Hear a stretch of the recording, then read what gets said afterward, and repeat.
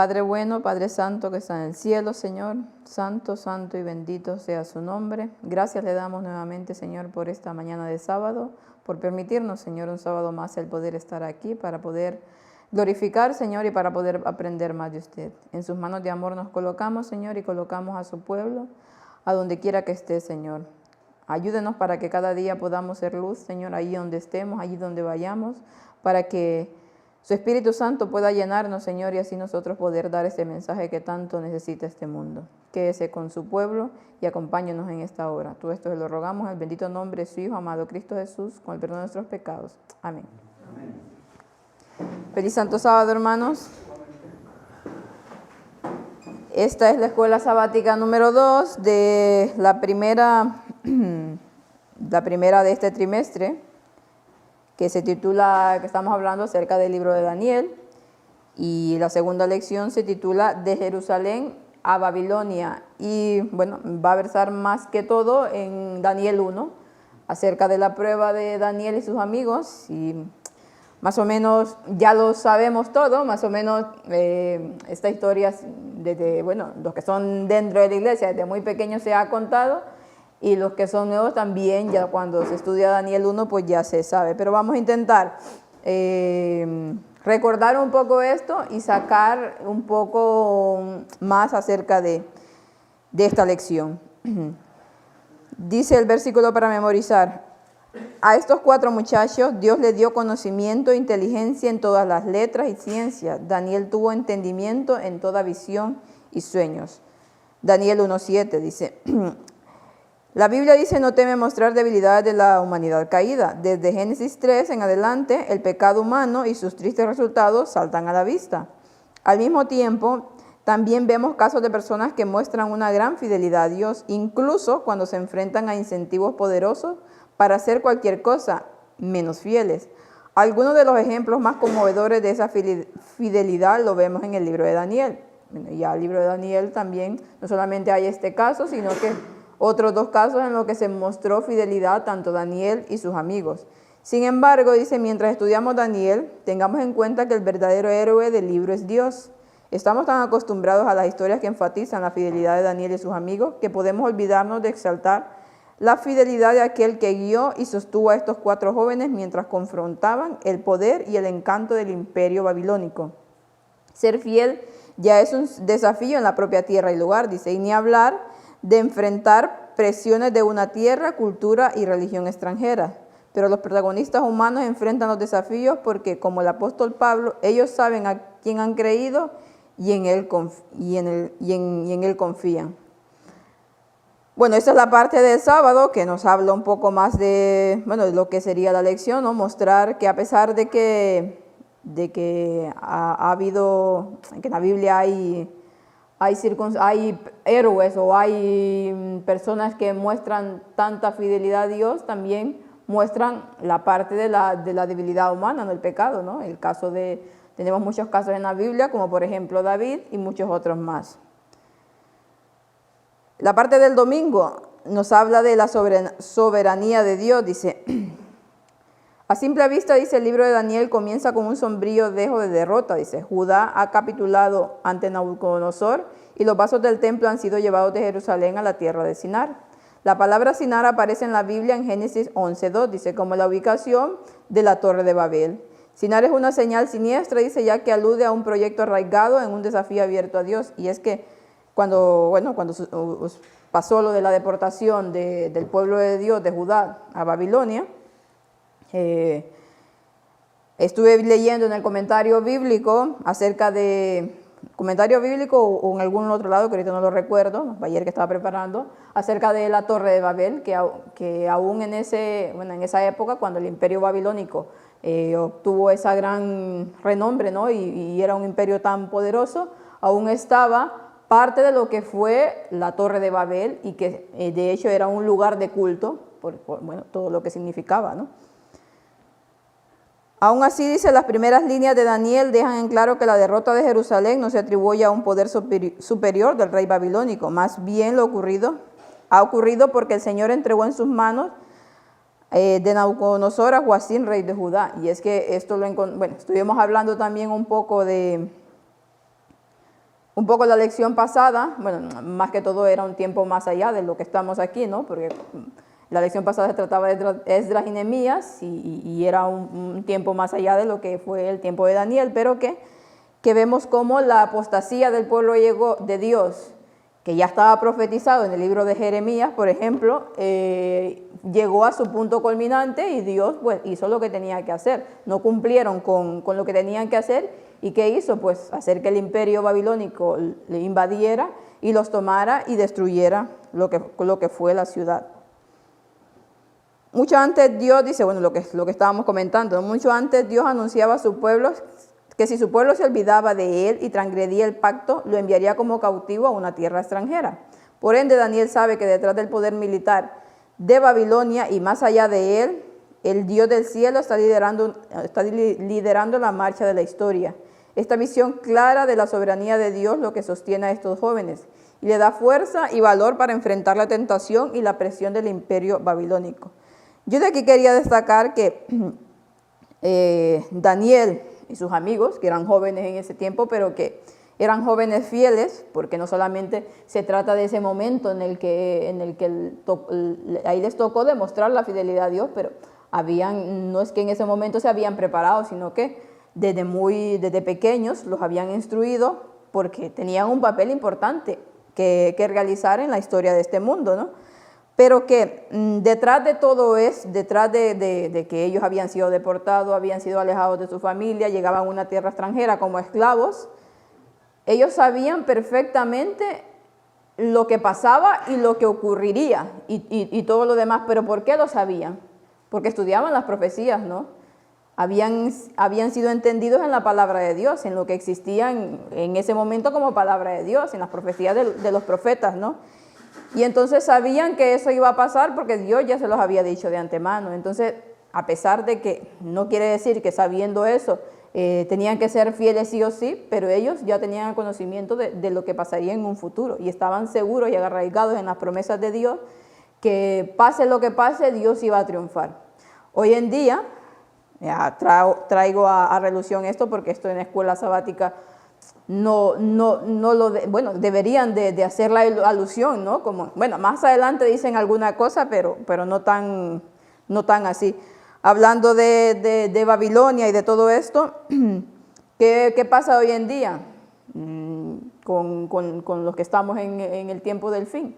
Pues que con las profecías de Daniel precisamente, sobre todo los capítulos 11, que hoy en día más que nunca vemos su cumplimiento exacto, que no es como la iglesia adventista lo está pregonando, que solamente es algo espiritual, sino que vemos cada día con cada cosa que pasa, sobre todo en esta semana pasada, que el cumplimiento de Daniel es literal y que estamos viviendo en ese punto, ¿no? En esa transición de esos versículos y que por lo tanto si vemos que estamos en ese tiempo del fin y que todo está así a punto de estallar, pues debemos de aferrarnos más a Dios, ¿no? y buscarlo más para poder ser fieles, porque nos tocará pruebas así como Daniel y sus amigos.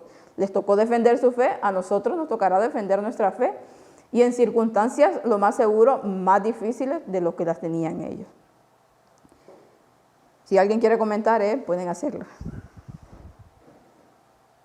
Desde luego estamos a las puertas de que se abra una gran oportunidad, ¿no? de poder dar el Evangelio con mucha fuerza, ¿no? Porque realmente, desgraciadamente, ya hemos dicho muchas veces y sabemos de sobras que la gente no reacciona hasta que no ve el agua al cuello, ¿no?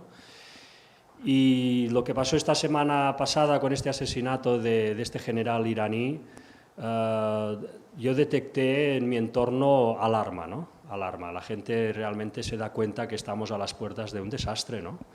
Y aunque pues, la tentación de mirar para otro lado todavía es muy fuerte, cuando suceden estas noticias tan claras y que te dan en la cara de lleno, pues la gente, aunque no sepa de la Biblia, pues se alarma y sabe que está a punto de suceder algo grave, sí. ¿No?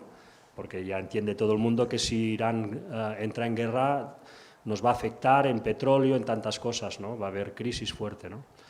Entonces, bueno, yo con mi familia aproveché para mandarles pues Daniel versículos finales, Daniel 11 versículos finales, ¿no?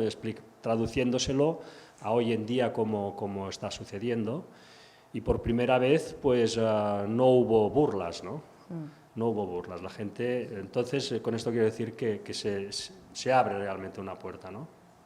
Pero lo vamos a pasar mal, claro. Sí, sí, claro está. Y cuando uno ve estos tipos de noticias, ¿no? Como la que pasó en esta semana, que ya Víctor estuvo comentando las noticias de actualidad, en la segunda parte, y tú, bueno, ves lo que son las redes sociales y estas cosas, y generalmente adventistas, ¿no? Que se mueven por este mundo, y ves que un comentario, nada de lo que ha pasado. O sea, como que no ocurriese nada, o como que eso que pasó, mira, parte de lo que está pasando en el mundo, ¿no? De todo, pero que un comentario hacer que eso es parte de la profecía, que la estamos viviendo, nada. En ningún, al menos de mis contactos adventistas, no, ya no hablo de los que siguen las conferencias y que ya están enterados de todo esto, ¿no? O de algunos otros que también están un poco con estas noticias, pero adventistas en sí, nadie, ni comentar ni decir nada. Y aseguro que hoy en la iglesia tampoco se hará este tipo de comentarios. Entonces es muy triste porque, ¿por qué? Porque nosotros estamos viviendo esas etapas finales y por lo tanto sabemos que el fin está cerca, más nosotros que sabemos cuándo es el fin, pero que sabemos que no vamos perdidos en cuanto a todo eso, porque se están desarrollando los eventos tal cual se han ido diciendo, sobre todo desde que se está mencionando acerca de Daniel 11, desde que este ministerio ha hecho este análisis de este capítulo y lo ha presentado. De hecho, le escribían a Víctor, no sé si esta semana o la semana anterior, no recuerdo, una persona que hace tiempo no le escribía, hace muchos años, y le volvió a escribir y le dijo, esta semana he estado acordándome de todo esto, ¿no? De que lo que has dicho en el pasado, hoy en día se está cumpliendo tal cual.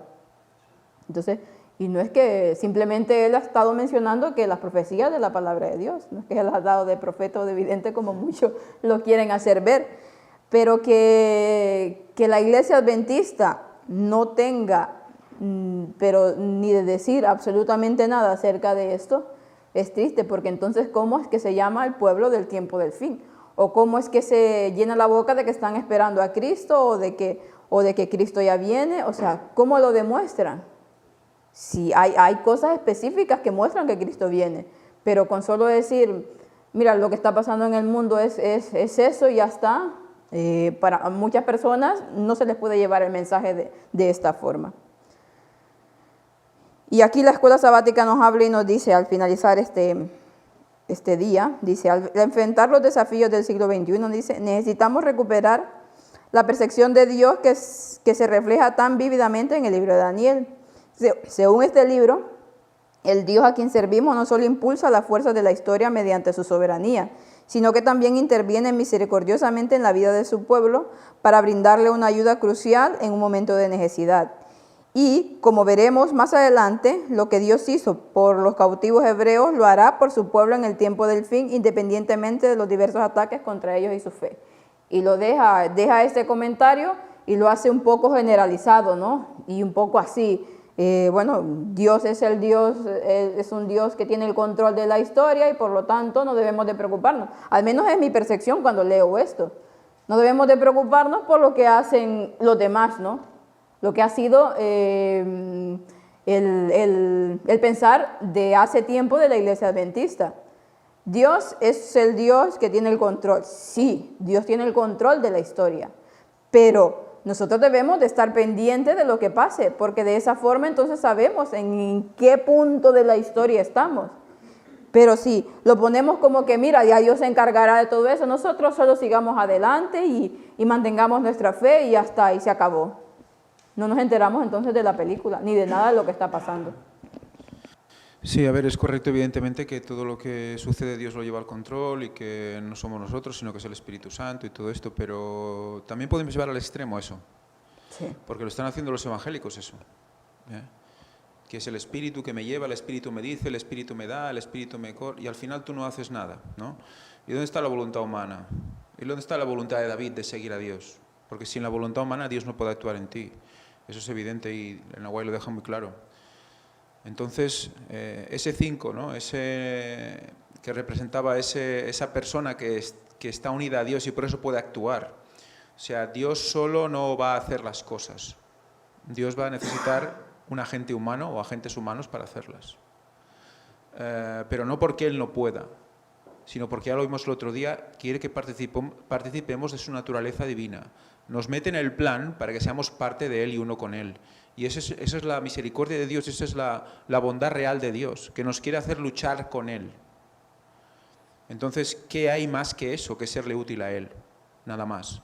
Entonces, lo que decías, ¿no? Que yo estoy hablando con un pastor y eso fue una de las razones por las cuales pues estoy fuera también, ¿no?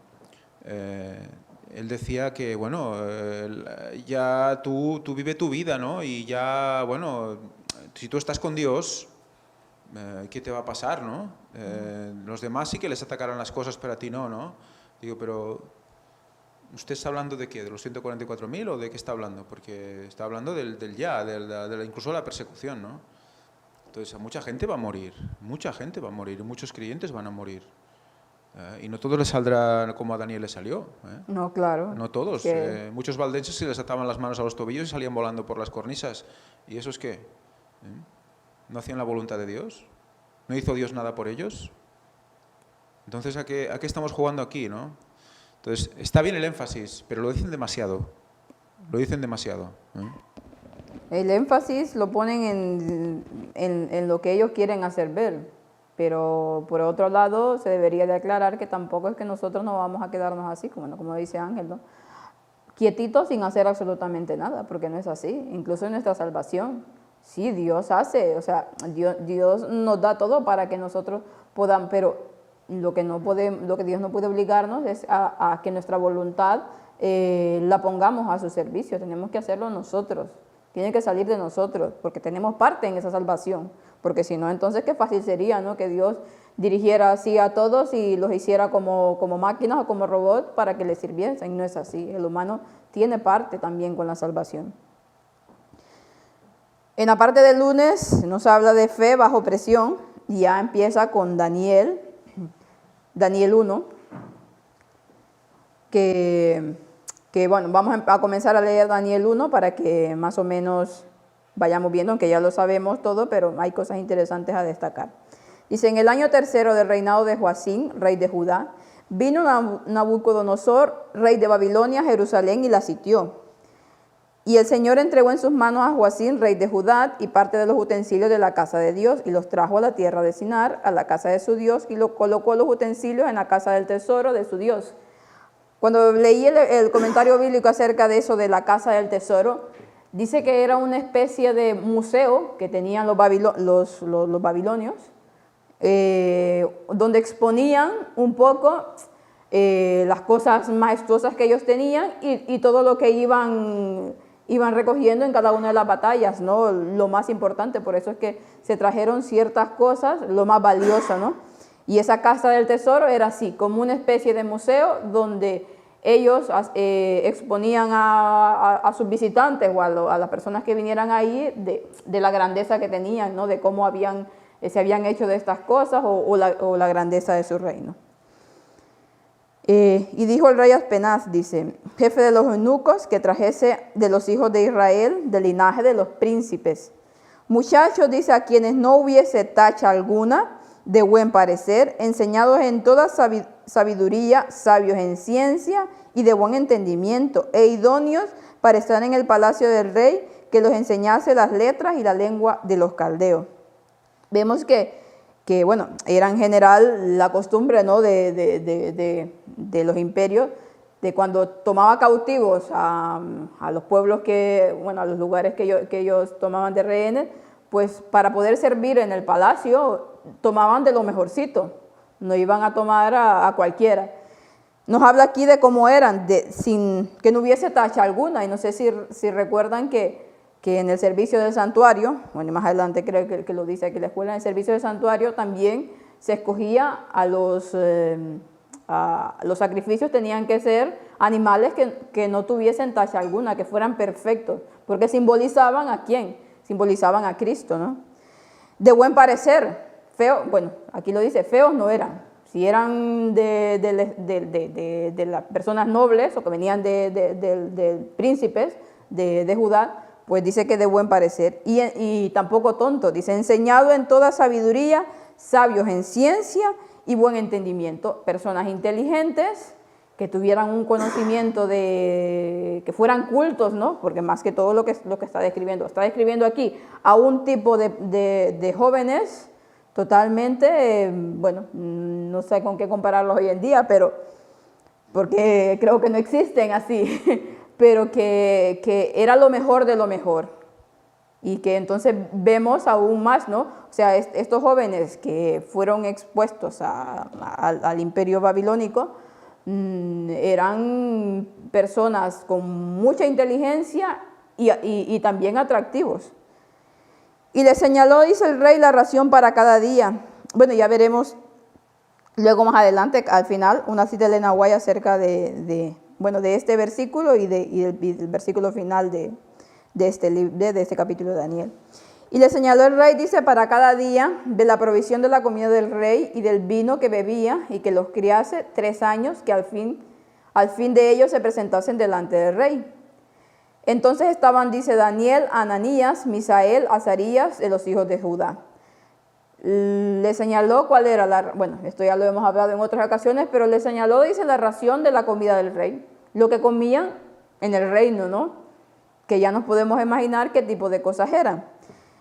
También cuando fui a investigar un poco acerca de esto, habla de que, bueno, primero ellos, bueno, vamos a seguir leyendo y luego hago el comentario Dice, y entre ellos estaban, bueno, lo que leí, a estos los jefes de los eunucos puso nombres, puso a Daniel Belsasar, a Ananías Sadrach, a Misael Mesac y a Azarías Abednego. Y Daniel propuso en su corazón, dice, no contaminarse con la porción de la comida del rey, ni con el vino que él bebía. Pidió, por tanto, al jefe de los eunucos que no les obligase a contaminarse. Daniel tenía muy claro qué es lo que pasaba entre la comida del rey, ¿no? Habla aquí el comentario bíblico que bueno, podía haber carnes inmundas, cosa que ellos obviamente no iban a comer, y no solamente eso era parte de por lo que que Daniel se había negado, sino porque también dice que ese tipo de comidas con lo que comían en el reino, eran cosas que se habían sacrificado a los ídolos, a los tantos ídolos que tenían, y por lo tanto para ellos, para los judíos, era una abominación. Entonces son parte bueno, y aparte que vino, ¿no?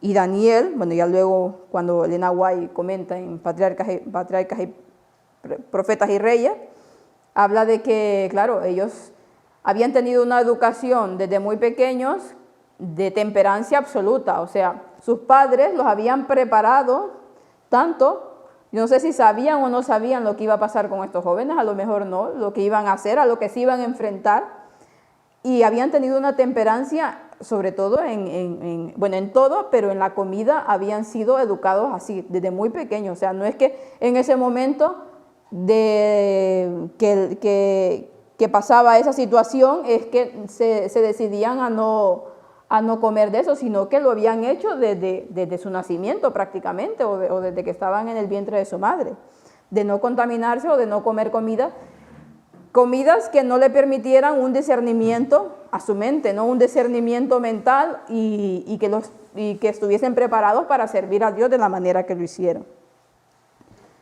No sé si alguien tiene algún comentario con esto. ¿No? Bueno, seguimos.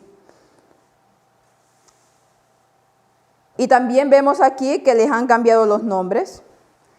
¿Y por qué les cambiaron los nombres? ¿Alguien sabe?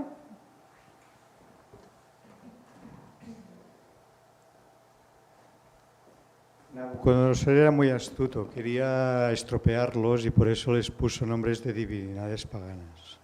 Sí, los nombres de Daniel, de Mesac, de Azarías, y de Sadrach eran nombres que, bueno, en general a todos los judíos, a los que nacían les ponían nombres referentes a Dios o acerca de los atributos de Dios. Para ellos era como un tipo de profecía de que así serían encaminados sus hijos. O sea, los nombres no se ponían porque les voy a poner Pepito porque mira, porque me gusta, ya está, no. Cada nombre que se ponía tenía un objetivo y era hacer que ese hijo obtuviera esas características de ese nombre.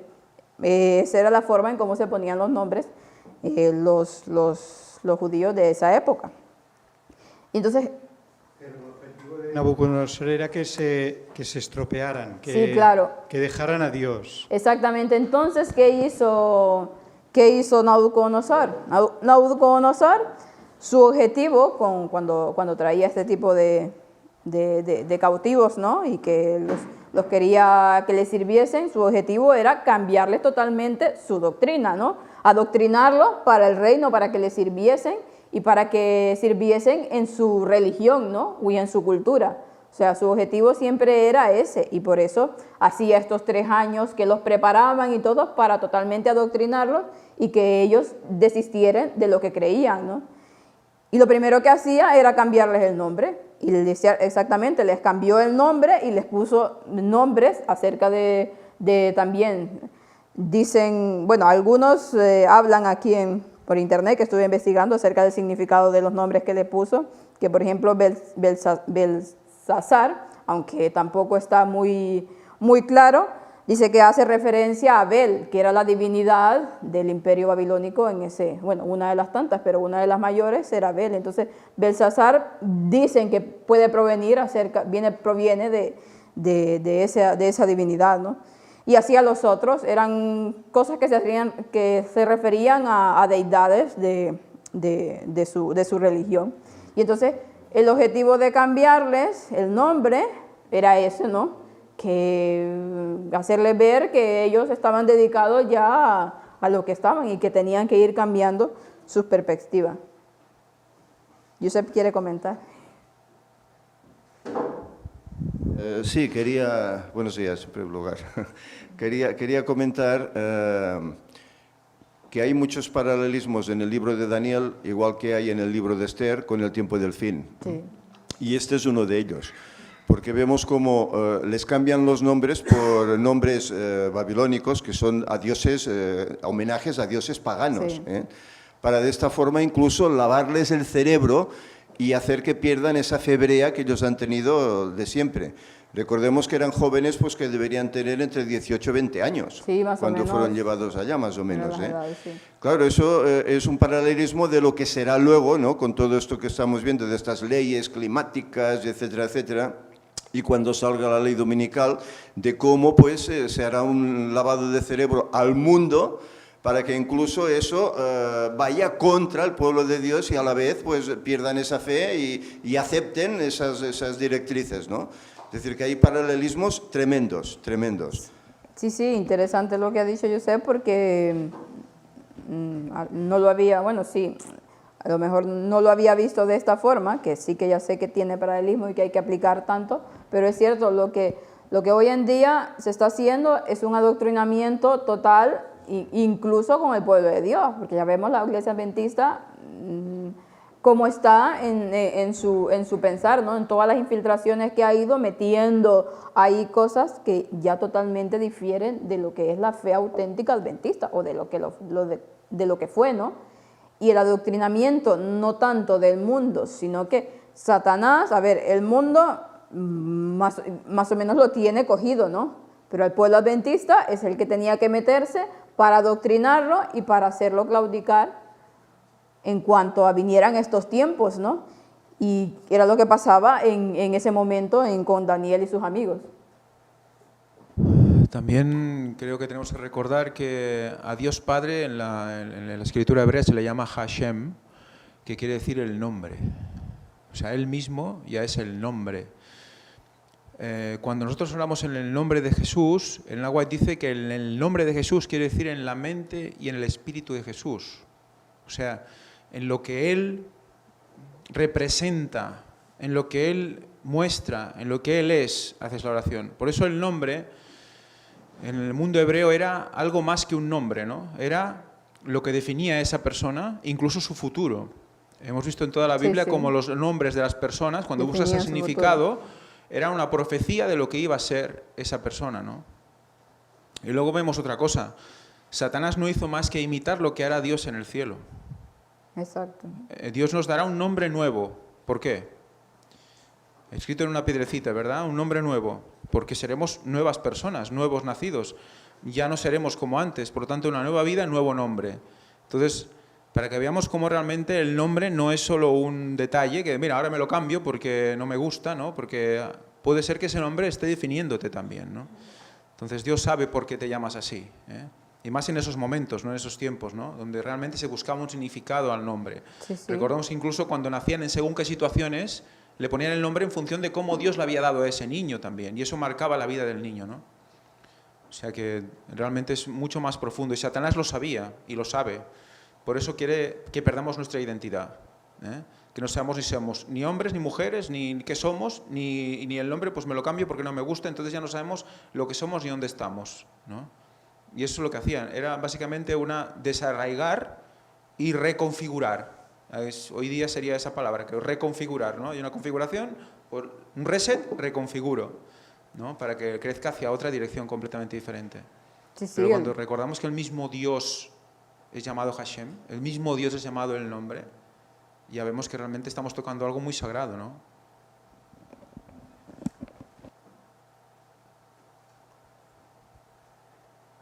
No sé si has comentado esto acerca de los nombres, el significado de sus nombres hebreos. Ah, No no. sé si lo has comentado. No, no lo he comentado. Daniel significa Dios es mi juez. Sí, sí. me acuerdo. Y en cambio le ponen Belsasar, que es Bel protege al rey. Luego, Ananías, el Señor es bondadoso conmigo, significa. Le ponen Sadrach, que quiere decir inspiración al Dios Sol. Todo lo cambiado, contrario, sí, sí. todo lo contrario. Misael, semejante a Dios. Y en cambio, Mesac es siervo de la diosa Sheba. Azarías es el Señor es mi ayuda. Y en cambio, Abednego, que es el nombre que le ponen, siervo de Nebo. Es decir, que todo era para liquidar su fe en su cerebro, Sí, sí, al final. Y hacer que aceptaran pues esas nuevas religiones totalmente paganas. No Al es fin- de extrañar que Dios persiguiera de alguna forma, por así decir, a Nabucodonosor, hasta que consiguió que cambiara su mentalidad. Al final ese era su objetivo, ¿no? Desarraigar toda la fe de estos jóvenes. Claro, eran jóvenes, por lo tanto aún eran un poco moldeables, ¿no? Ese era aparentemente, eso era su pensamiento seguramente. Jóvenes, pues puedo. Y aparte que luego ya veía que no eran jóvenes cualquiera. Creo que al verlos ya se daba cuenta de quiénes eran, ¿no? Y luego ya después con todo lo que hicieron, pues ya se dio cuenta de la capacidad que tenían estos jóvenes. Y los quería completamente para él, ¿no? Satanás, al fin y al cabo, quien estaba detrás del rey Nabucodonosor era Satanás. Y sabía lo que haría, sabía lo importante que serían en la historia de este mundo. Y sobre todo Daniel, que fue el que escribió, bueno, el que Dios utilizó para escribir el libro de Daniel y lo que significaba el libro de Daniel en el tiempo del fin, ¿no? Y de todo lo que iba, de todas las profecías y de cómo se iba a desarrollar todo, porque Satanás de antemano ya sabía mucha cosa por profecía también. ¿Os acordáis de aquella chica cautiva que estaba en casa de Naamán el sirio, que era leproso? Sí, sí. Y aconseja, si Naamán fuera a ver al profeta que está en Israel, pues bueno, es exactamente lo mismo. ¿Qué pasó con esa chica? Que tuvo una educación adecuada por sus padres. ¿Qué pasó con esos jóvenes? Tuvieron una educación sí, cristiana, sí. por así decir, ¿no? En ese entonces hebrea, y bueno, y eso hizo mella en ellos, porque eran fuertes en la fe. bueno, iremos viendo a través de la lección, ¿no? Exactamente. Bueno, la lección, Daniel sigue, pero vamos a hacer un comentario porque más adelante habla ya de los otros versículos, que dice, bueno, el párrafo primero ya lo habíamos comentado. Por lo tanto, dice, Daniel y sus compañeros se encuentran en circunstancias complejas. Para permanecer leales a Dios y sobrevivir al poder abrumador del sistema imperial, se requiere nada menos que un milagro, dice. Para complicar aún más las cosas, la ciudad de Babilonia en sí también era una expresión monumental de las proezas humanas. La belleza arquitectónica de los templos babilónicos, los jardines colgantes y el río Éufrates que serpenteaban a través de la ciudad transmitían una imagen de poder y gloria insuperables. Entonces a Daniel y a sus amigos, dice, se les ofrece la oportunidad de ascender y disfrutar de los beneficios y la prosperidad de este sistema. Pueden dejar de ser cautivos hebreos y convertirse en funcionarios reales. Y bueno, estaba esta parte también, ¿no? Que, bueno, no deja de ser cierto lo que dice aquí. Obviamente que los jóvenes traían una educación y se les había instruido en la palabra de Dios y eran jóvenes notables y jóvenes consagrados a Dios. Pero el hecho de que fuesen esto, no habría no dejaba de existir el peligro de que al ver la opulencia de lo que era Babilonia en ese momento, del reino tan esplendoroso de lo que era, de esa cabeza de oro que luego más adelante ya el mismo Daniel lo dice, de toda la belleza, porque claro, nosotros podemos imaginarnos cosas, podemos imaginarnos cómo era en ese entonces el imperio babilónico, pero realmente teníamos que estar ahí para saber realmente lo que fue, ¿no? Y la majestuosidad que tenían y la oportunidad que tenían de llegar a ser funcionarios reales, ¿no? Personas de renombre y tener todo a sus pies.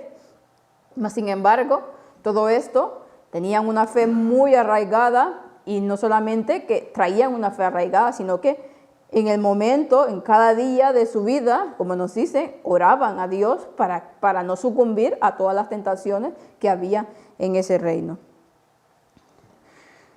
Luego nos habla aquí la parte del mártir, resueltos y firmes. Y ya, bueno, continuamos un poco con lo que habíamos dejado adelante, que dice, y Daniel propuso en su corazón no contaminarse con esa comida, ya lo hemos explicado un poco.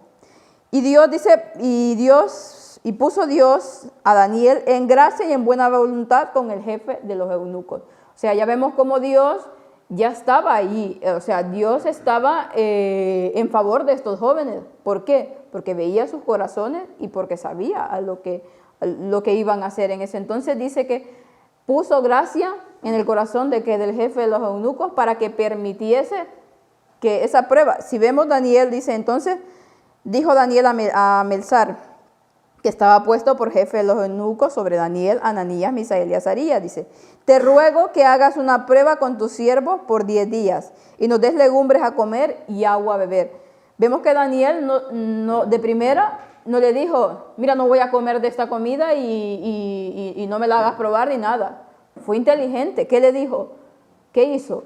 Pedir una prueba, porque él sabía que si le demostraba a esta persona que realmente ellos no necesitaban esa comida, que comiendo lo que ellos comían iban a ser superiores, ya estaba, ya no podía negarse. Entonces fue astuto e inteligente y le hizo pedir esa prueba.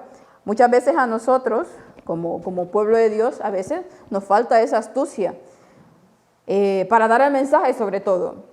A veces queremos ir con todo a una persona que, bueno, digamos un católico o cualquiera que sea de cualquier religión, y queremos ir y a irlos a machacar y a decirles, bueno, hasta de lo que se van a morir por ser de esa religión.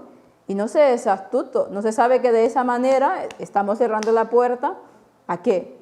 A darles el mensaje, o en nuestras propias familias, ¿no? A veces pasa que somos cristianos, que somos de este mensaje del tiempo del fin, y la familia no, o parte de la familia no, y nos comportamos de una manera totalmente contraria a como debería de comportarse un cristiano astuto, ¿Por qué? Porque cerramos las puertas, porque llegamos a ser tan fanáticos, pero tan fanáticos, que cerramos las puertas a nuestra familia a que realmente quieran conocer el mensaje. Claro que va a haber ocasiones en que tenemos que ponernos firmes, sobre todo cuando ya se les ha dado el mensaje, ¿no? O cuando ya y ves que en ese momento tenemos que ponernos firmes, pero hay que ser un poco, utilizar esa astucia, ¿no? Y esa inteligencia que Daniel pudo utilizar en este momento, ¿para qué? Para dar a conocer a Dios y dar a conocer que Dios puede hacer mucho más de lo que puede hacer de lo que hacía, sobre todo la comida del rey. Como dijo Jesús, ¿no? Astutos como serpientes y sencillos como palomas. Sencillos como ¿no? palomas, sí, sí.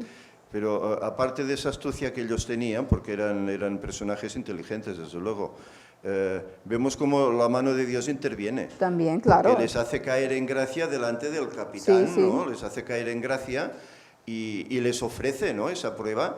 Además, una prueba 10 días. En 10 días se puede cambiar tanto un rostro. No. Aquí tiene que haber un prodigio por parte del Señor para que esto se obre también, ¿eh?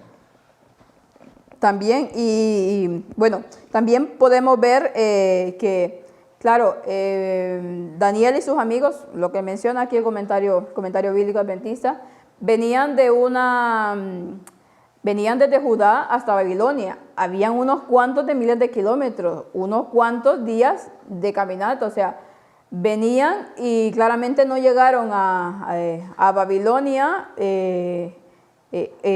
¿cómo decirlo? O sea, su estado claramente era tal vez mejor que otro de los deportados o que otras personas que no seguían la dieta temperante que seguía Daniel y sus amigos. Pero que en ese momento él le pidió 10 días. Claramente estaba la mano de Dios ahí porque Dios hizo primero caer en gracia en eso y luego que esa prueba de 10 días, pues ellos resultaron como resultaron al final. Pero ¿qué pasaba? Que estos jóvenes, como dije desde el principio, habían tenido una dieta temperante seguramente desde el vientre de la madre. Por lo tanto, estaban capacitados para poder resistir todo lo que tuvieron que pasar en ese cautiverio y para que esos 10 días sirviesen de ellos comiendo de esa manera, de que sus cuerpos volvieran a su tonalidad después de tan largo caminatas, ¿no? Es más o menos lo que comenta el comentario bíblico. Que si es así o no es así, no lo sé, pero el caso es que vemos que para que ellos se echara de ver el cambio que había en ellos y que estaba mejor, no quiere decir que en ese momento es que empezaban la dieta temperante, sino que ya la traía desde su temprana edad. Más que el hecho de cuánto mejoraban unos era cuánto empeoraban otros, ¿no? Sí. Luego también, ¿qué iba a decir? Se me ha ido. Bueno, no, lo que estabas comentando ahora, ¿no? Que iba por ahí, que evidentemente...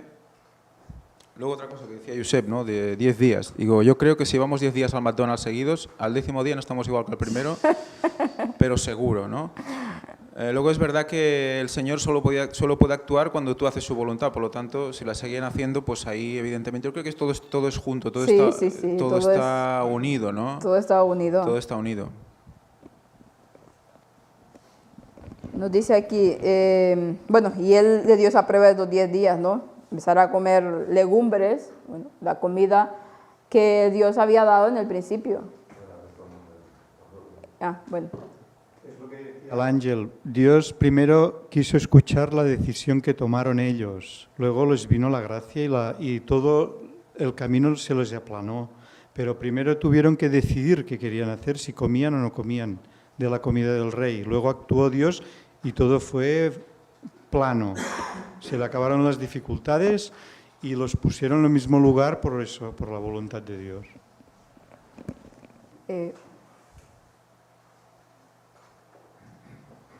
Bueno, yo aquí es quizá también una pregunta, porque leyendo la lección da a entender,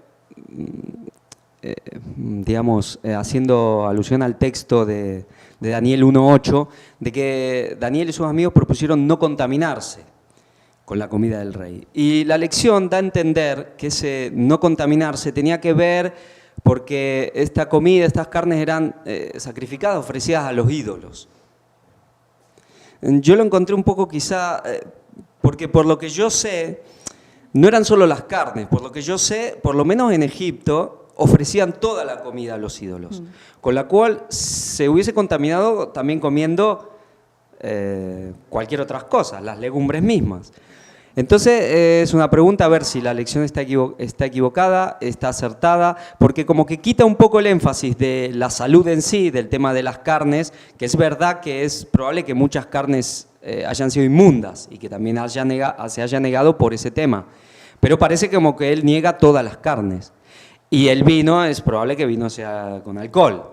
Con lo cual, bueno, con eso también estamos claros. Sí, lo comentábamos al principio, que eran varias cosas por las que propuso no contaminarse. Claro. Una de ellas era, de hecho, Elena White lo comenta, creo, ayer lo estuve leyendo en Profetas y Reyes, que parte era eso, pero que obviamente los babilonios comían de todo, o sea, no se limitaban a absolutamente nada.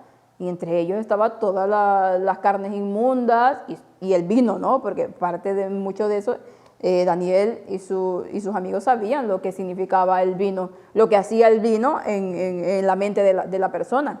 Entonces tampoco querían contaminarse con eso, pero sí, Elena White me parece haberlo leído ayer, porque ayer estuve repasando, que también lo dice, pero que no solamente fue eso, o sea, había varias cosas por lo que no sé qué punto fue determinante. Claro. Me imagino que era lo de la comida. Claro, porque además, digo, en un sentido, cuando Pablo habla sobre el tema de la carne sacrificada a los ídolos, mucho lo lleva, dice, por la conciencia del otro, porque el ídolo nada es, como diciendo, me puede contaminar por más que lo hayan ofrecido antes de dármelo, lo hayan ofrecido a una estatua, ¿puede hacerme algo realmente eso? El otro, bueno, la conciencia, obviamente, pero yo creo que es un poco como que tratan de sacar en la lección el tema de la reforma pro salud para llevarlo a tema de pura idolatría. Luego más abajo ya lo leía, vi que trataban de dar un poco de énfasis a eso, ¿no? Si bien es cierto lo de el sacrificio a ídolos, el micro, ¿lo quieren? Del sacrificio a ídolos, ya luego Pablo más adelante lo aclara, pero era como una costumbre que para los hebreos era abominación comer algo sacrificado a los ídolos. Eso sí que lo leí, que pasaba en ese tiempo. Ya luego, cuando Cristo vino y habló de todo, pues ya fue reformando cierto tipo de cosas, ¿no? Más que ese hecho del sacrificio a los ídolos, porque si no luego Pablo contradeciría, ¿no? Sí. Pues es el hecho de que eran alimentos que no eran aptos. Bueno, como hoy la sociedad, ¿no? Hoy la sociedad come todo tipo de carnes y mariscos y etcétera, y el cristiano pues no lo acepta, ¿no? Porque son alimentos no limpios, igual que la bebida, ¿no? Eso, yo diría que eso fue lo que ellos vieron. Aparte que la Escritura dice legumbres. Pero parece ser, yo leí algo, ahora no sé si era de Ellen White, pero leí algo que él pidió una dieta equilibrada, porque pidió legumbres, pidió verduras y pidió frutas, etcétera, etcétera. Es decir, una dieta equilibrada, en todos los sentidos, como debe ser la dieta vegetariana, ¿no? Sí. No solo legumbres, sino que también había verduras, frutas y otras cosas. O como mucha gente piensa cuando lee Daniel, sobre todo los evangélicos, que es que Daniel solo pidió lechuga y agua y ya está, y con eso pasó. No, él pidió eso, lo que dice Yusef, una dieta equilibrada. ¿Querías comentar tú? Con respecto a eso. Pásenle el micro a Javi.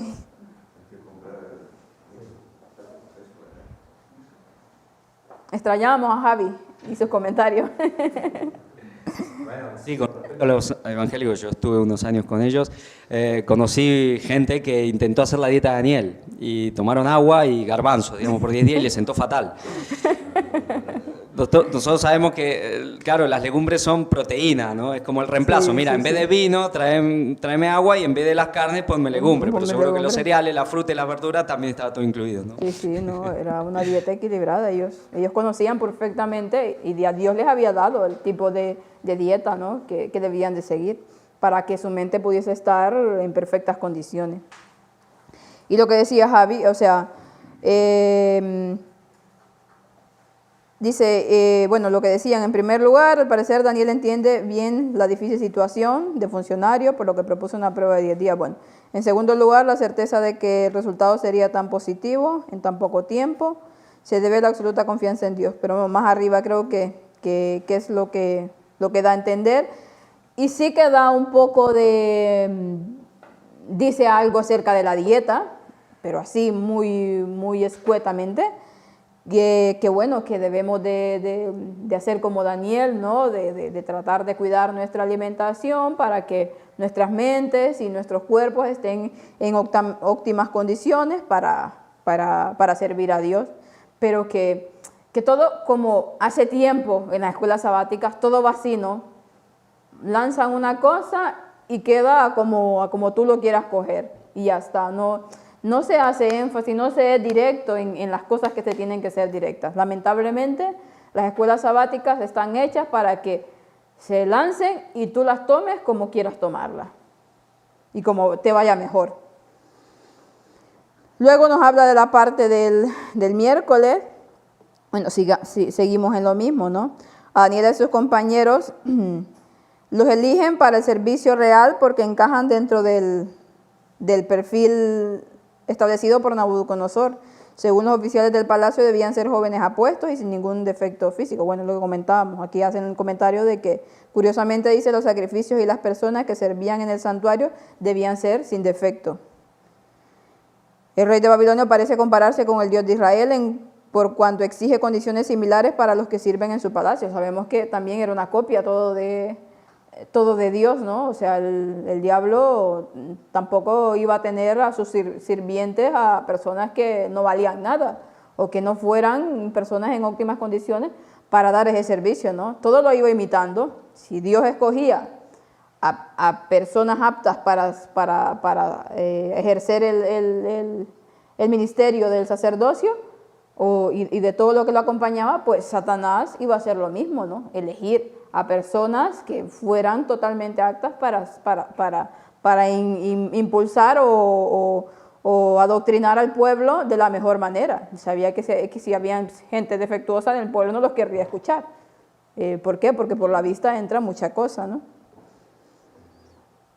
Luego dice, Dios honra, dice, la lealtad de los 4 cautivos hebreos y al final de su periodo de prueba de 10 días, se ven más saludables y mejor nutridos que los otros estudiantes que comieron a la mesa real. Entonces, dice, Dios le da a sus 4 siervos conocimiento e inteligencia en todas las letras y ciencias, y solo a Daniel Dios le da el entendimiento en toda visión y sueños. Jugará un papel importante en el ministerio profético de Daniel. Lamentablemente, aquí ellos hacen este comentario, hoy en día la Iglesia Adventista, el papel profético de Daniel o las profecías de Daniel la están llevando por otro lado, que no tiene nada que ver con lo que es la real interpretación de estas profecías. Así dice, como Dios honró la fe de sus siervos en la corte de Babilonia, a nosotros nos da sabiduría al enfrentar los desafíos del mundo. De la experiencia de Daniel y de sus compañeros aprendemos que sin duda es posible no contaminarlos con los elementos corruptos de nuestra sociedad. También aprendemos que no necesitamos aislarnos de la sociedad ni de su vida cultural para servir a Dios. Daniel y sus compañeros no solo vivieron en medio de una cultura erigida sobre mentiras, errores y mitos, sino que además se los educa sobre la base de esas mentiras, errores y mitos, y sin embargo continúan siendo fieles. Yo leí esto, y claro, hay que leerlo muy bien, hay que leerlo una y otra vez para entender realmente a dónde quiere llegar con esto que está diciendo. Porque si ponemos nosotros, a ver, Daniel y sus amigos eligieron estar ahí, ellos querían, de su voluntad propia, estar en medio de la corte babilónica y en medio de todo lo que había ahí y que fuesen enseñados por los errores y las mentiras. Era su voluntad. No lo era. Y aquí, o sea, nos ponen como la situación. A lo mejor hay gente que dirá, pues, ya estás llevándolo todo a donde quieres ir, ¿no? Pero es que a veces no se nos aclara o se nos deja así que uno no sabe ni cómo interpretarlo, ¿no? Daniel y sus amigos no eligieron estar ahí. Por lo tanto, si lo que quieren hacer ver es que a nosotros nos puede pasar lo mismo, ¿no? A veces estar en situaciones, digamos, si vas a estudiar, yo que sé a dónde, por tu propia voluntad, porque a ti te da la gana, porque quieres un mejor futuro para ti o lo que sea. Por lo tanto, tienes que ser como Daniel, ¿no? Digamos, si vas a estudiar, te vas a estudiar a un colegio jesuita o yo lo que sea, porque quieres un título y que ves que ahí está lo mejor y bueno. Pongo los ejemplos que yo podría pensar que es lo que me quiere decir aquí la escuela sabática, a lo mejor no, pero por tu propia voluntad te vas a ir a meter a la boca del lobo o te vas a ir a meter yo qué sé, a la política, por ejemplo, porque vamos un poco atrás en algunas escuelas sabáticas con que también se han planteado cierto tipo de cosas. Por ejemplo, hablemos de Ben Carson. ¿Está ahí porque Dios ha querido que esté ahí o por voluntad propia? Para muchos adventistas, sí. Entonces, a ese punto voy yo. Sí, es que hace un tipo una referencia de que, bueno, que Dios, si uno es fiel, todo no pasa nada, que es verdad, pero se está tomando demasiado liviano, hay un gran peligro. Sí, sí. Y de alguna manera Dios permitió, porque bueno, eran las circunstancias del momento en Daniel como lo permitió en Moisés. Pero también es verdad que Dios a los padres de Juan el Bautista y de Jesús directamente ni les permitió que los manden al colegio de los rabinos. Así es. Eso tiene mucho que ver también. A ver, había en esta época, eran las circunstancias y tenía que era profecía, ¿no? Que también muchos de estas personas estuviesen en este tipo de situaciones, porque Dios veía un futuro, Dios lo veía de antemano. Pero cuando, por ejemplo, hablamos de este caso de la política, ¿no? Hoy en día, porque podemos comparar un poco la corte de Babilonia con el gobierno de Estados Unidos, por ejemplo, y de todo lo que enfoca eso. Entonces, cuando Dios, mediante el espíritu de profecía, mediante la misma palabra de Dios, es claro al decir que no debemos de mezclarlo, ni debemos de estar en este tipo de situaciones, entonces es voluntad de Dios que esta persona esté ahí. O sea, ¿se va a contradecir Dios de esta manera? No, de ninguna. Es que, bueno, no sé, hoy los adventistas no sé dónde tienen la cabeza, la verdad, porque muchos dicen esto, ¿no? Que Dios, lo que dice Joseph, que Dios ha permitido que Él esté ahí. ¿Querías comentar? Sí, evidentemente las cosas que pasan son porque Dios las permite. Eso yo creo que nadie tiene ninguna duda. Si tú tomas una mala decisión, Dios te va a avisar, pero evidentemente si tú quieres tirar por ese camino, Dios lo va a permitir. Por eso es nuestra parte, la voluntad humana, que hay que recordarla, ¿no? Y eso, no aislarnos. Claro, aquí dice que no debemos aislarnos, y evidentemente no debemos aislarnos. No. Eso es evidente, si no seríamos una secta escondida en unos montes y ahí ya estaría, ¿no? Pero la gente que no recuerda la lección de hace 2 trimestres, pues no entenderá quizás que estemos hablando de todo esto. Porque recordemos que estuvimos hablando de la socialización de la Iglesia, de la comunidad. Ahí voy yo. Sí. Que estuvimos hablando de que no debemos negarnos a colaborar con esas asociaciones humanitarias, que tenemos que hacer todo lo posible para que el pobre esté asistido, porque estuvimos analizando cómo el concepto de pobre lo estaba metiendo como que todo pobre se salva, todo rico se pierde, etcétera, etcétera. Entonces, es en ese contexto en el que estamos diciendo todo esto, no es buscar 3 pies al gato, no es que estemos demasiado finos, sino es que ya tenemos la piel, ¿cómo se dice?, dura, ¿no? Dura, el cuero duro. Porque, la piel curtida, porque llevamos aquí ya muchos trimestres hablando, dando la vuelta sobre lo mismo, y han ido preparando a la gente, poco a poco, sutilmente, como Satanás hace, para ir asumiendo, y cuando leemos estas cosas, asumimos ya lo que vimos hace 2 trimestres. No aislarnos quiere decir participar. No aislarnos es que si te toca estar ahí por lo que te toca, porque ¿qué nos dice el Señor, no? Yo cuando te llame no quiero que salgas de donde estás, quédate donde estás y habla a los que están a tu alrededor, ¿no? Ese es el concepto. ¿O qué hacía Enoc, no? o lo que debemos hacer nosotros, vivir en el campo y bajar a la ciudad, pero no te vas a quedar ahí viviendo, no vas. Sí puedes, claro, quedarte ahí mezclándote y voluntariamente, sino que intentarás salir de ahí porque sabes que eso te afecta, ¿no?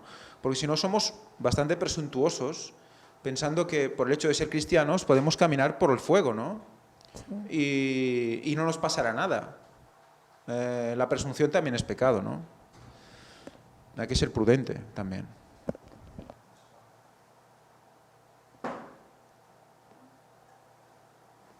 Hablando, como antes decía, de los paralelismos, aquí encontramos otro paralelismo con hoy, ¿no? En el tiempo del fin. Hoy, ¿dónde vivimos nosotros? Vivimos en un mundo que es, ¿qué? Babilonia, ¿no? Babilonia. Y nuestros hijos tienen que ir a la escuela por ley y tienen que recibir enseñanzas no adecuadas, que son engañosas, como evolución y ahora todo esto de aceptar a las personas que son de sexualidad contraria en su mente o lo que sea, ¿no? Es decir, que el peligro está exactamente igual que lo tenían ellos, ¿eh? Ellos eran como esclavos, por así decir, y tuvieron que aceptar pues, esos estudios. Pero eso no les influyó en su fe ni en su vida como hebreos. Eso quiere decir que, bueno, redundo en lo de antes, la educación que debemos dar a nuestros hijos antes de que asistan a la escuela, en las cuales serán engañados, ¿eh? Y ese es otro paralelismo que vivieron ellos y vive nuestra juventud hoy, mientras estemos en este mundo, que es Babilonia. Sí, sí. Bueno, y bueno, lo que comentaba Ángel, ¿no? Es a donde yo quería llegar, o sea, pareciera que, bueno, que alguna gente comenta a veces, pareciera que nosotros siempre queremos ir en contra y hacer parecer ver que la iglesia es esto y lo otro, y no es así, o sea, cuando hablamos algo, lo hablamos con propiedades porque ya hemos estado hablando, como dice anteriormente, de todo esto, ¿no? Y de a dónde nos quieren llegar, porque otra cosa fuera en que no hayan dicho nada antes y nosotros estemos tratando aquí de buscarle las mil y una, ¿no? Sino porque hay un precedente ya anterior, ya hemos estado hablando, ya hemos estado diciendo las barbaridades que ellos ponen en la escuela sabática, y por lo tanto, cuando tú lees esto, ¿qué es lo primero que se te viene a la mente? Las escuelas sabáticas pasadas y todo lo que se ha estado comentando y todo lo que ellos nos quieren hacer ver las cosas. Por eso traje a cuento también lo de Ben Carson, porque hay muchos adventistas que están metidos porque no solamente es este hombre, muchos adventistas, muchos, están metidos en política.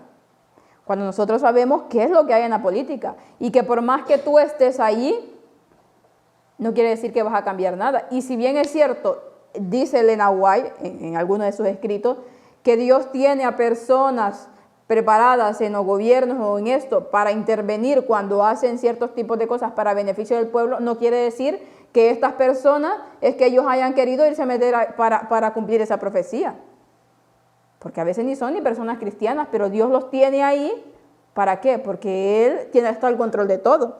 Entonces, cuando también Elena White es clara cuando dice que no debemos de mezclarlos con la política, entonces nosotros vamos a hacer caso omiso, bueno, totalmente, ahora total ya es que ni creen en Elena White, la ponen como, la relegan totalmente y como que fue una señora loca que estuvo mal de la cabeza y ya está. Entonces, por lo tanto, hayan con más argumentos para meterse en lo que ellos quieran, porque al final el objetivo de estar metido en la política, muchos dicen, yo quiero ir, pero porque puedo hacer cosas, ¿no?, para el pueblo de Dios, o puedo hacer cosas para la gente, cuando la motivación a lo mejor no sea esa. No, tampoco voy a juzgar a la gente, pero si tú te vas a meter a la política sabiendo que la palabra de Dios te lo está negando, estás siguiendo tu propia voluntad, no la voluntad de Dios. Sí, aquí hay algo, obviamente que uno puede equivocarse, si a nosotros, todos los que hablamos aquí seguramente nos juzgan en cada detalle, pueden encontrar errores, pero aquí el tema es el propósito. Sí. La gente dice, bueno, eso es lo que no se puede juzgar. Bueno, yo no sé por qué cada persona y esta persona, por qué lo hacen en sí, pero sí hay claro un propósito, una intención de llevar al pueblo de Dios a un destino. Y ese destino es Babilonia. Y eso es lo que se está quedando claro y está quedando en evidencia y es lo que nosotros condenamos. Acusamos, sí, juzgamos realmente con criterio y con propiedad. Que eso está claro que se está llevando con ese propósito y se lo está llevando por un camino que no es el verdadero. Va más allá de un error puntual, eso bueno, eso se puede pasar por alto. Pero el propósito es muy claro y es muy evidente. ¿Por qué cada persona lo hace? Bueno, Dios sabrá y ellos quizás también. Pero eso sí lo tenemos que decir y eso realmente ya no nos chupamos el dedo para creernos cualquier Exactamente, exactamente. Así es. Nosotros, a ver, lamentablemente, y lamentablemente digo porque tampoco es que nos alegramos de lo que está pasando, ni que nos regocijamos en que tengan estos tipos de errores y que mira, ya podemos nosotros comentar y despotricar a diestra y siniestra, porque es nuestro gusto, ¿no? Porque nos gozamos en ello. No, si lo hacemos es porque realmente nos duele que esté pasando eso en la iglesia adventista, porque hay muchas personas ahí que están siendo engañadas y que ni se enteran de lo que realmente les están diciendo, y muchos otros no se quieren enterar. Es que lo más triste es que muchos otros no se quieren enterar. Tú les muestras las cosas tal cual son, les dices, hay esto, esto y esto y esto, y ellos, no me interesa. Para mí solamente es Cristo el centro y ya está. Y con eso te salen siempre. Porque muchos no se quieren enterar de lo que está pasando en la iglesia adventista. Y entonces todo esto ni tan siquiera lo ven. Cuando se dan este tipo de escuelas sabáticas en la iglesia adventista, ¿hay alguien que realmente levante la mano y diga qué están haciendo o qué estamos haciendo? ¿Qué es lo que se está presentando al pueblo? Seguramente hay alguno o dos, pero la mayoría, amén a todo lo que se dice en las escuelas sabáticas. Luego vamos a continuar ya en la parte del jueves. Hay algo también que dice aquí, en el último, bueno, en el tercer párrafo, no, el segundo párrafo, que dice, Nabucodonosor quizás haya pensado que ese logro tuvo algo que ver con la dieta del palacio. Bueno, hablando de que luego de los 10 días, pues a Daniel, a Daniel y sus amigos, ya sabemos nosotros cómo termina, ¿no? Bueno, al menos este primer capítulo, que se les vio totalmente superiores 10 veces a todos los demás jóvenes que habían optado por la dieta del rey. O sea, no solamente en su rostro se les vio distinto, ya al final leeré la cita de Elena White aquí, sino que también en conocimiento y en todo, eran 10 veces mejores, en todo absolutamente. Curiosamente esos 10 días, luego dice 10 veces mejores, ¿no? Dice, Nabucodonosor quizás haya pensado que ese logro tuvo algo que ver con la dieta del palacio y el programa de estudios que cursaron los 4 alumnos. 3 años estuvieron preparándose, ¿no? También pudo haber sido 6, pudo haber sido 8, pero fueron 3 años. Sin embargo, dice, Daniel y sus compañeros saben, y el relato lo muestra claramente, que su desempeño superior no le debía nada al sistema babilónico. Todo proviene de Dios, dice. Qué poderoso ejemplo de lo que Dios puede hacer por quienes confían en Él. No debemos temer, dice, el poder abrumador de los medios de comunicación, de los gobiernos, ni de las otras instituciones que puedan amenazar con destruir nuestra identidad como hijos de Dios. Al depositar nuestra confianza en Dios, podemos estar seguros que Él puede sostenernos en momentos difíciles y salvaguardarnos contra todo pronóstico, dice. La clave es tomar las decisiones correctas cuando enfrentamos desafíos para nuestra fe.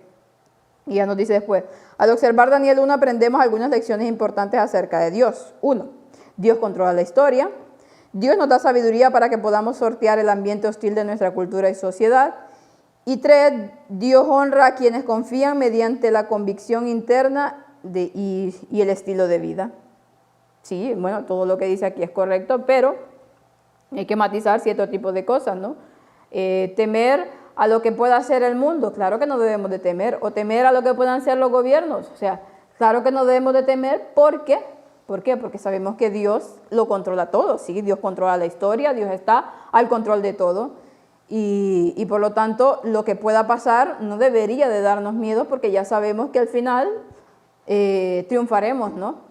O al menos eso es lo que debemos de tener nosotros claro. Pero si bien es cierto, no quiere decir que nos vayamos a olvidar de lo que esté pasando en nuestro alrededor, de lo que pase en los gobiernos o de lo que nos muestre el mundo en sí, o de lo que esté pasando a nuestro alrededor, sobre todo en el tema concerniente a las profecías, ¿no? Tenemos que estar pendientes de todo lo que está pasando. ¿Por qué? Porque es la manera en cómo podremos nosotros saber en qué punto de la historia estamos. Si nos perdemos todo esto, ¿qué pasa? No sabremos dónde estamos y entonces seguiremos haciendo la vida como los adventistas de hoy en día, planeando, teniendo hijos como conejos y planeando el mundo de aquí a no sé cuántos años más. Es que lo cortés no quita lo valiente, ¿no? Y además es muy importante que alguien hoy en día esté profetizando, ¿no? Y para profetizar hay que estar al tanto de las cosas que están sucediendo, de lo que están haciendo los gobiernos y de las artimañas que están usando para llevar a la gente a la perdición, ¿no? Si hoy en día no hubiese un ministerio como este, con sus escuelas sabáticas, con sus cultos y con los temas que se presentan, el mundo estaría desamparado totalmente. No habría una voz que estuviese poniendo el dedo sobre la llaga, que es al final lo que despierta a las personas, ¿no? No solo a los adventistas, al mundo en general. Tú no puedes hoy en día ir a una persona de nuestra sociedad a decirle que bueno, lo que hemos dicho siempre, ¿no? Mensajes totalmente espiritualizados. Claro que hay una espiritualidad, pero lo que despierta a la gente, lo que puede despertar a nuestros familiares y a las personas que amamos y que estamos realmente preocupados porque no hay una reacción positiva y no hay una preparación ante todo lo que nos viene, la única manera de despertar a estas personas es a través de dar un mensaje certero y una explicación correcta de lo que está sucediendo, de todas las artimañas que se están produciendo. ¿Y cómo es posible que la Iglesia Adventista, que tiene todo este mensaje, tiene toda la verdad, y no esté haciendo eso? Eso es indignante, es indignante. Y bueno, y desde luego es una gran responsabilidad para esta Iglesia que realmente no está haciendo este trabajo, ¿no? Por tanto, gracias a Dios que hay gente que es valiente y que sabe estar a la altura de los tiempos y por lo tanto profetiza, está al tanto de lo que están haciendo y lo denuncia, ¿no? Así es. Pero lamentablemente hoy al pueblo de Dios pareciera que le importa muy poco el pueblo, o sea, importa muy poco las personas. Sí, sí. Es que aquí en el texto que dice no debemos temer el poder abrumador de los medios de comunicación y de los gobiernos ni de otras instituciones que puede amenazar con destruir nuestra identidad como hijos de Dios, falta la palabra no debemos temer denunciar. No debemos temer enfrentar, denunciar. No enfrentar, como decían, hacer lío, no. Debemos temer denunciarlo. O sea, aquí está hablando de... O sea, aquí el concepto es, no debemos temer al gobierno, a los gobiernos, puedes mezclarte con ellos. Sí. No pasa nada. No les temas porque Dios te va a proteger. Como Daniel y sus amigos. Exacto.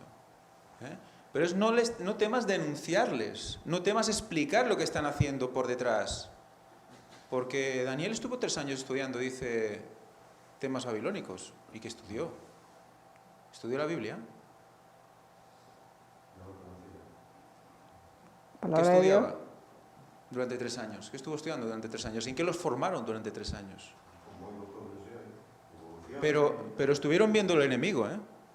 Claro. Ahí estuvieron conociendo al enemigo y aún después de conocer al enemigo... Estuvieron conociendo los errores y los engaños del enemigo, porque ellos tenían muy claro de que todo lo que había en el sistema babilónico era un error. ¿Y qué estuvieron haciendo? Quiere decir que no, ni lo toco, como hoy dicen muchos adventistas, ni me entero de lo que hay en el mundo oscuro, hasta cierto punto, ¿no? Porque ya eres satánico por eso. Lo que dice Josep, ¿no? Que no ignoramos sus maquinaciones, dice Pablo. Si conoces al enemigo, no te va a ganar. Pero si eres ignorante del enemigo, te las va a colar por todos lados. Aquí se trata de conocer las artimañas de Satanás, es muy importante. Al llevar al mensaje ya se tiene que aconsejar a la gente que en la página web lo que se trata es de informar, no de convencer, de informar, que estudien toda la confusión que hay y que vean las pruebas y las evidencias. Y luego ellos tienen que coger su conciencia y su razonamiento y tomar decisiones, que es lo que Dios quiere. Pero aquí no tratamos de convencer a nadie, informar.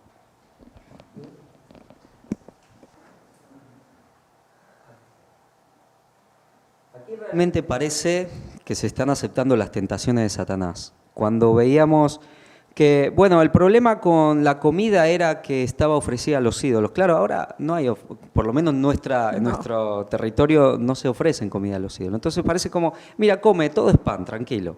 Lo que hablamos, esto es presunción. Tú mézclate, no pasa nada, que todo esto te daré. Sí, sí. Sí, se está llevando a eso realmente. Sí, sí. Y por lo tanto, como decíamos, ¿no? Ya para ir terminando, o sea, no hay, no debemos ni tan siquiera ver noticias, porque yo lo he escuchado de muchos adventistas, es que, ¿para qué te pones a ver noticias? ¿Para qué? O sea, no te interesa, no te importa, Dios está al control, Dios ya hará lo que tenga que hacer, tú dedícate a ir a la iglesia, a estar sentado en una banca y a participar del club social que hay ahí. Y ya está.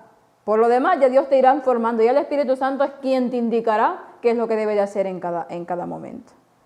Y las maquinaciones, son lo que decía Joseph, ¿no? Lo que dijo Jesús, no ignoramos sus maquinaciones. Para que Él no logre ventaja sobre nosotros. Exactamente, o sea, ¿dónde queda ese versículo? ¿Se elimina de la Biblia? Hablaba de Apocalipsis 22, no le agregues ni le quites a la Biblia sus palabras. Pues se está haciendo, porque hay muchas cosas que se le están quitando a la Biblia y que no se dice todo lo que se tiene que decir. Entonces, lamentablemente, pues que no nos enteramos de nada. Volvemos al mismo que decíamos al principio. No nos enteramos de absolutamente nada del tiempo que estamos viviendo. Lo que decía al principio, lo que estaba pasando esta semana atrás, ¿no? Muchos adventistas, pasó esto, ya pasa, ¿no? Como pasa muchas cosas en el mundo y ya está.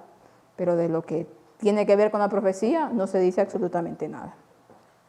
Voy a terminar con una cita de Ellen White que quería hacer acerca de, bueno, para redondear un poco el tema de cómo eran o cómo llegaron a ser estos jóvenes hebreos en Babilonia. Dice, en la corte de Babilonia estaban reunidos representantes de todas las tierras, hombres de los más encumbrados talentos, o sea, había lo mejor de lo mejor de lo mejor. De los más ricamente favorecidos con dones naturales, no eran cualquier papetos lobos, no eran personas con unos dones impresionantes. Y quienes poseían la cultura más amplia que el mundo pudiera otorgar. O sea, todo esto había dentro de las cortes de Babilonia.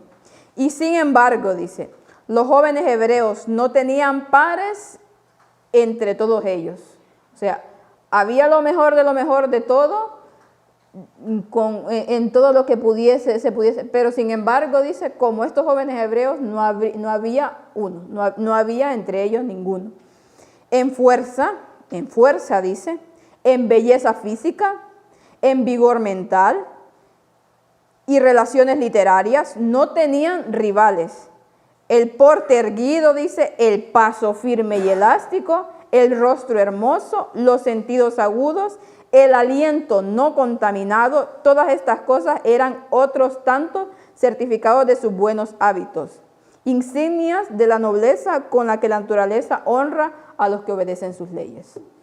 O sea, cuando yo lo leí, tú te imaginas, claro, tú vas conociendo la historia de Daniel y sus amigos y bueno, lo que dice la Biblia, ¿no? De jóvenes sin igual, no sé qué, pero cuando te empieza a hacer esta descripción de cómo eran, es que cómo serían, yo quisiera haberlos conocido, yo quiero conocerlos, ¿no? Porque es impresionante, no había como otros. En todo, absolutamente, aquí está describiendo el todo de una persona, tanto en apariencia física como por dentro, o sea, todo eran mejores. El porte, el caminar, el hablar, o sea, no tenían iguales. ¿Y a qué se debía todo eso?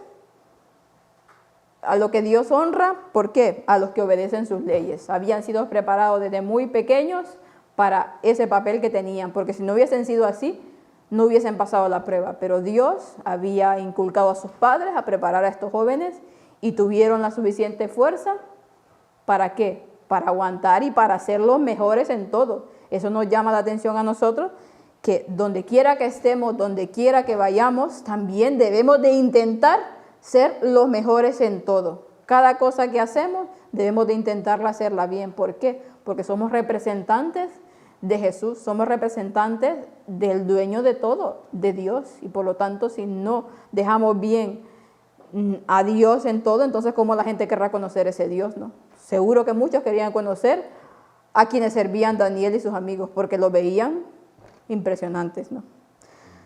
Si no hay nada más que comentar, vamos a terminar aquí.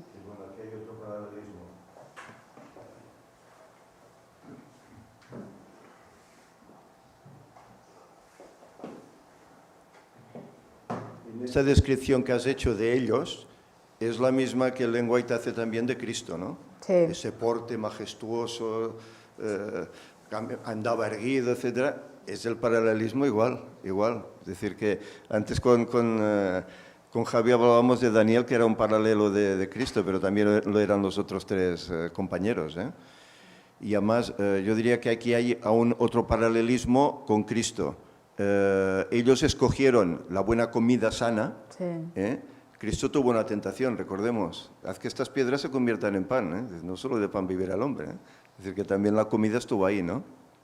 Así es, sí, El paralelismo en todos los paralelismo de un sentidos, principio, eran sin tacha, sin mancha alguna, y así era Jesús, lo mismo. Eran sus representantes, ¿no? También. Así que vamos a terminar con una oración. Padre, gracias nuevamente le damos, Señor, porque al poder comprender, Señor, y ver de su palabra, nos damos cuenta, Señor, que usted siempre está al control de todo y que nos ayuda, Señor, para que podamos ver la belleza que tiene su palabra y que en nuestras mentes y en nuestros corazones, Señor, puedan quedar esa palabra, Señor, y nos puedan ayudar para que vayamos caminando por este camino, que no es fácil, Señor, pero que con usted todo se hace posible. Quédese con nosotros y quédese con su pueblo, ayúdenos cada día, Señor, porque los tiempos son difíciles y necesitamos cada vez más de su Espíritu Santo. Guárdenos y acompáñenos, Señor, en el resto de esta mañana. Todo esto lo rogamos en el bendito nombre de su Hijo amado, Cristo Jesús, con el perdón de nuestros pecados. Amén. Amén.